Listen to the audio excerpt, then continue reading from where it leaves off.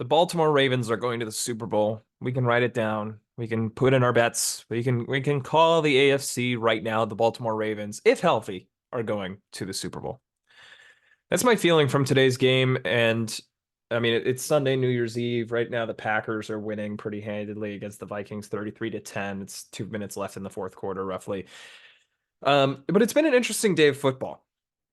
And I think what's intriguing about it is that what's intriguing about the end of the regular season for the NFL is the last week being the divisional games. And I think this it's done so well, not only where they have all the games set out beforehand, right?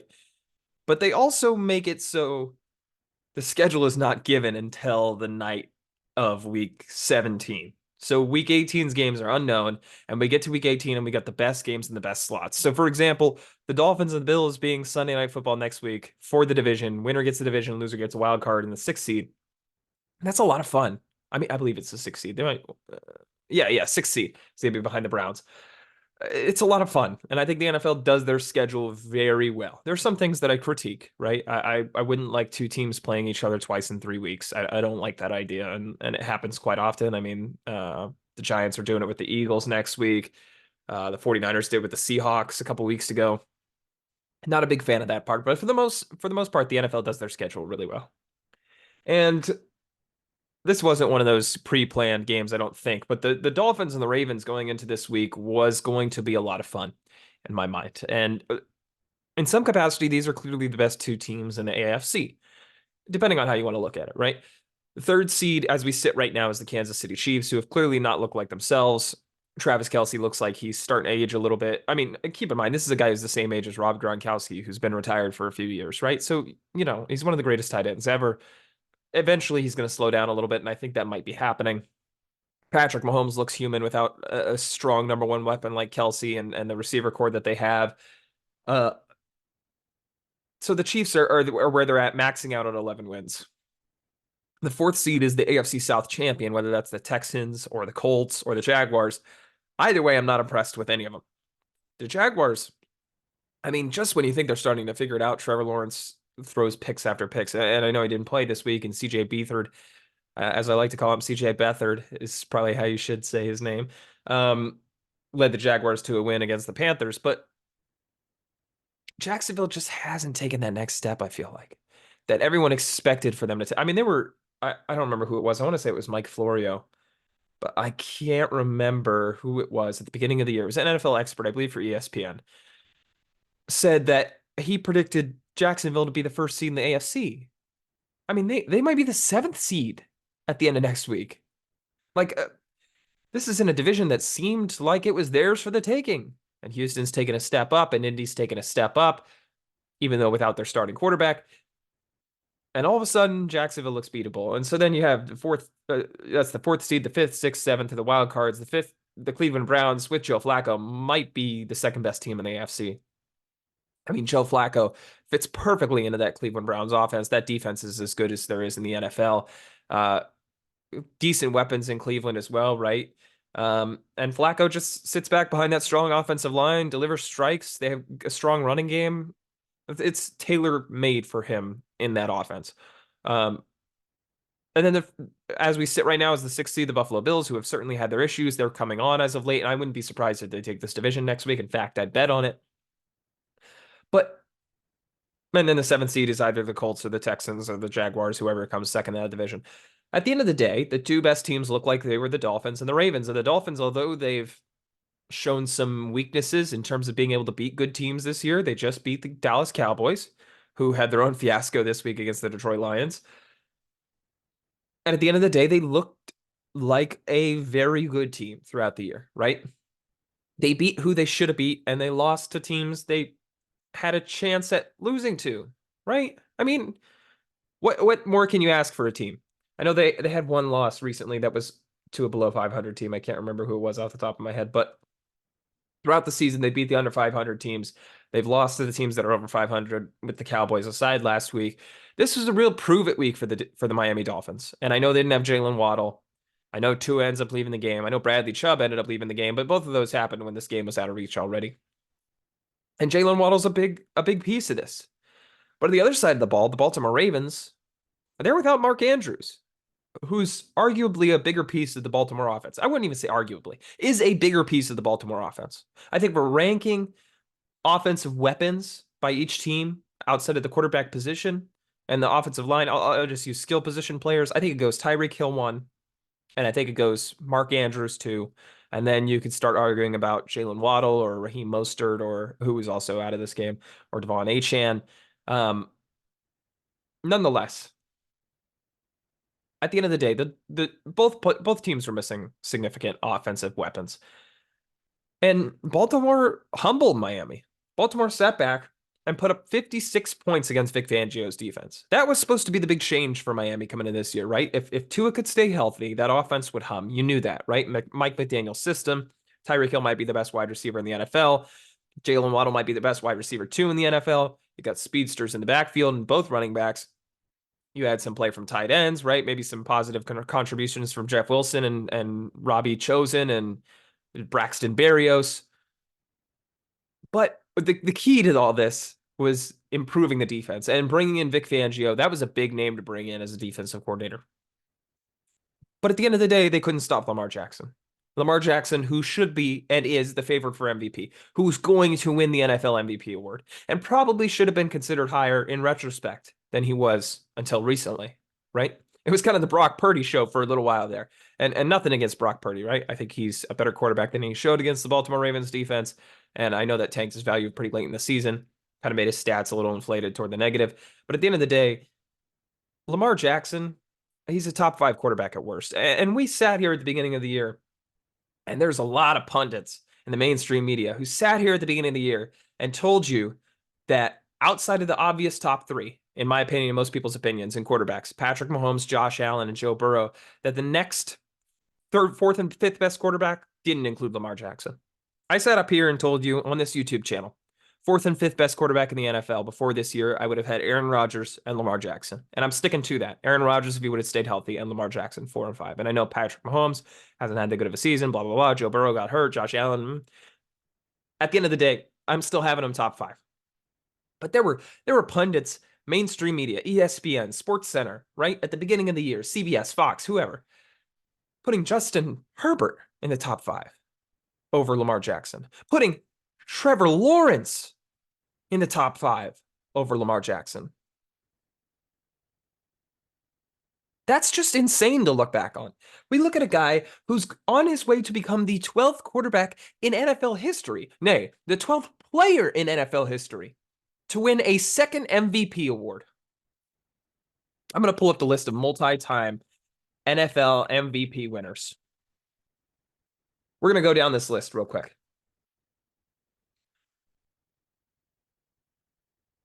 This is a weird set. Multi-time winners. Peyton Manning, 5. Aaron Rodgers, 4. Jim Brown, 3. Johnny Unitas, 3. Brett Favre, 3. Tom Brady, 3. Joe Montana, 2. Steve Young, 2. Kurt Warner, 2. Patrick Mahomes, 2.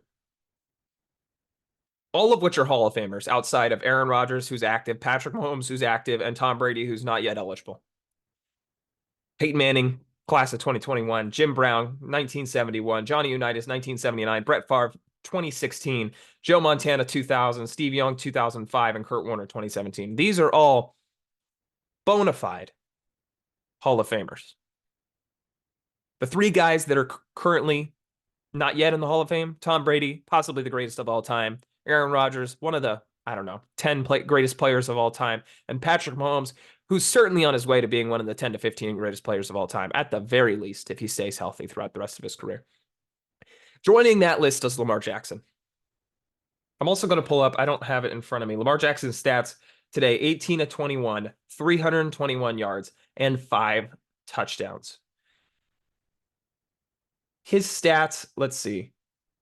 His stats for the season, 16 games played, 148 carries for 821 yards on the ground, including 5 rushing touchdowns.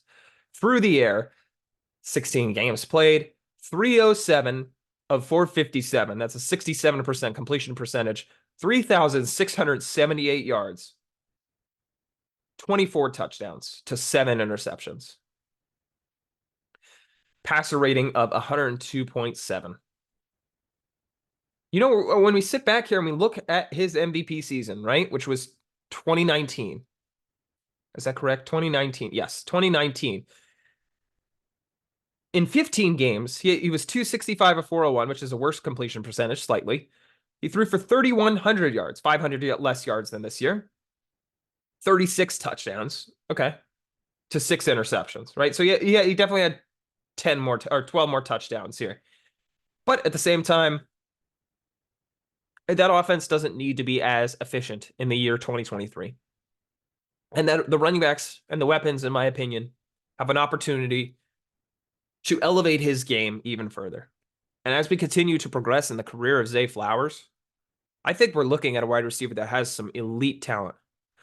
Today, his long touchdown, I don't remember how many yards it went for. I probably have it up pretty quickly here.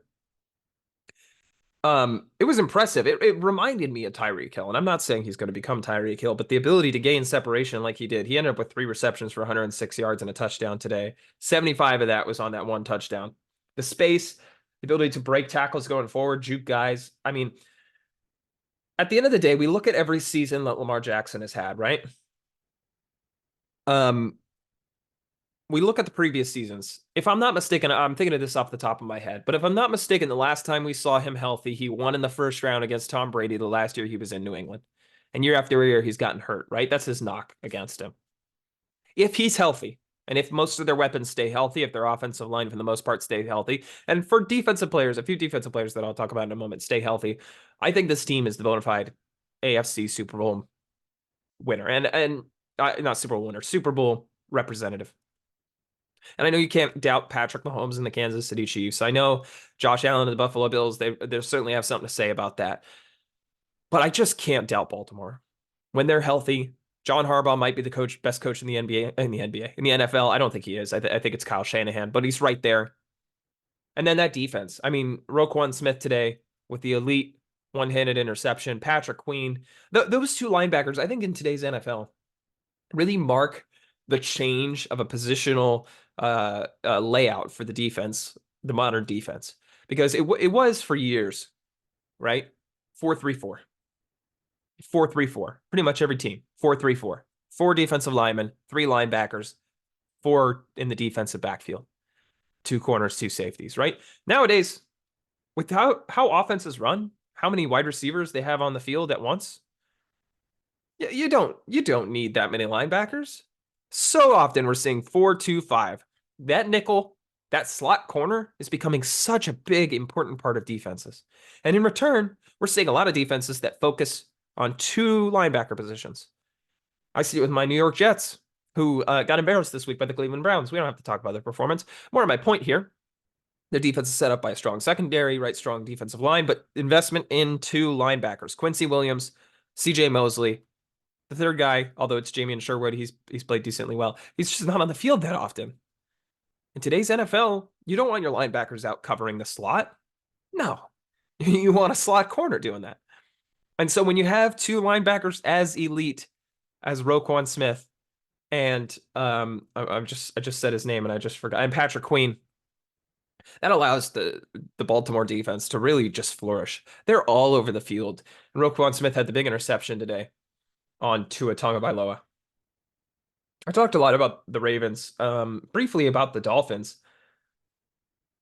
Tua, man, I mean, one pick was a nice play, sure, but at the end of the day, I'm just not enamored by his decision making on a regular basis.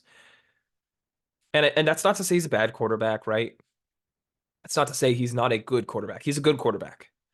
But I see a lot of Dolphins fans want to throw him up there in that upper echelon, right at the end of tier 1, and I just can't do that. I mean, we see the players on the field today. Lamar Jackson's in that top tier, right? If we're taking a top 5, I'd comfortably have the same 5. I'd move Aaron Rodgers down. I got to let my homerism aside a little bit. If we're taking the top 5 quarterbacks for next year, I'm assuming Aaron Rodgers isn't going to bounce back the way he could. So number 1 still Patrick Mahomes for me. Number 2 still Joe Burrow for me. Number 3 still Josh Allen for me. But Lamar Jackson's right there. He's 4. He's right there. And then 5, we can have a conversation. And I think it was sort of disrespectful for us to assume that he wasn't in that category. Other games today that I briefly wanted to talk about. Chicago and Atlanta. Chicago makes this interesting, don't they? Right? Just when you think they're going to move on from Justin Fields, he has a performance like that. I mean, spectacular plays, escaping the pocket. He's really improved as a passer. I don't know that he's ever going to be an elite passer. When we talk about Lamar Jackson, his ability to run the ball. Lamar Jackson is an elite passer in my opinion. He's right there. He's not Patrick Mahomes. He's not Joe Burrow, but he's there in terms of throwing the football. He's right there, right behind him. I don't know if Justin Fields is ever going to get to that point, but could Justin Fields be a top 10 quarterback? Yes, I think he could. I think he could develop into that if they bring in the right coach, and Eberflus is not that guy. Um, so it makes the decision so interesting because they've locked in the number one pick. They need talent, but at the same time, they're also right around 500, and that's a market improvement from where they were a year ago, where they actually had the first overall pick because they were the worst team in the NFL. And this year, they have Carolina's pick. Do they trade back? Do they, try to get some more talent in different positions? I could see them adding offensive line pieces galore, maybe another weapon. I had in a mock draft recently, I believe I had them taking Malik Neighbors and an offensive lineman or a defensive lineman. I can't remember.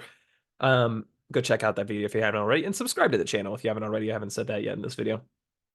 But I think they make that situation even more interesting. Another game I wanted to briefly talk about was Arizona and Philly. Listen, Philly blew it, right? You can only say so much about Philly blowing a game where they could have really just run away with the 2 seed and called it a day. And now they're playing next week for their division hopes, right? And you're hoping the Cowboys lose to the Washington Commanders, which doesn't seem like it's going to happen. But good on Arizona. And I think another situation, we talk about disrespect to Lamar Jackson. I think we disrespected Kyler Murray a little bit, and me included. I was very much of the mindset that Arizona was going to hold off Kyler Murray for the entirety of this year. And of course, he came back, and that kind of clouds things a little bit. And that they were going to tank, and that they were going to move on from Kyler Murray and draft the quarterback. And similar to Chicago, the question remains, if you had the first overall pick, and you had a guy like Kyler Murray, what are the odds you're drafting a guy that's going to be better than Kyler Murray? Maybe not that high. And that's what Chicago's facing right now with Justin Fields, which I think is a little bit higher of a chance. But Kyler Murray, he's a very good quarterback. And you see what a team is, even if they're not that talented, and they lack a lot of talent, right? And the Cardinals, they do ruin their draft chances a little bit, but they're praying that Marvin Harrison Jr. falls to their pick. At the end of the day, if you have the quarterback, you're always in a game. You always got a little bit of a chance. And if you got the right coach, and I think Jonathan Gannon might be that guy, however weird he is, I you can't count out the Cardinals building around Kyler Murray. And I think that's what we should have taken into account at the beginning of the year. I think that's really all I wanted to talk about. I mean, there were some uninspiring games. Denver and the Chargers. Oof, that was ugly. I could make a whole video on Russell Wilson. I'd like to go on a rant about that situation and Sean Payton and his clown behaviors. New Orleans and Tampa. Tampa had a chance to win the division here. Seattle's choking away a playoff spot. The Rams get in the playoffs. There's some other storylines, but I don't think it's really worth continuing this video. Talked about most of what I wanted to talk about, but nevertheless, we close in the end of the NFL season. It'll be interesting to see. My money's still on the Ravens and the 49ers making the Super Bowl. We'll see how next time goes, but as you saw last time, the Ravens got the 49ers pretty good on Christmas Day. Let me know what you think in the comments below. Who do you think is going to represent the AFC and the NFC in the Super Bowl? What do you think of this week of football? And yeah, thanks for watching. Cheers to the new year. If you stuck around in this video this long, I appreciate your support. This year's been a whole lot of fun for this channel. We've seen some cool growth, and I'm excited to continue to build this community into 2024. Thanks for watching. Peace out.